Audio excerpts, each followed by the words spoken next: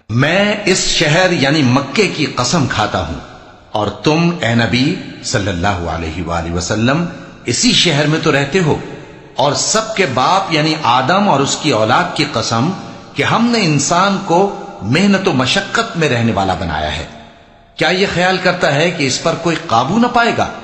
کہتا ہے کہ میں نے بہت سا مال برباد کر دیا، کیا اسے یہ گمان ہے کہ اس کو کسی نے دیکھا نہیں؟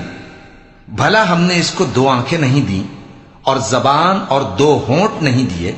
یہ چیزیں بھی دیں اور اس کو خیر و شر کے دونوں رستے بھی دکھا دیے، مگر یہ گھاٹی پر سے ہو کر نہ گزرا۔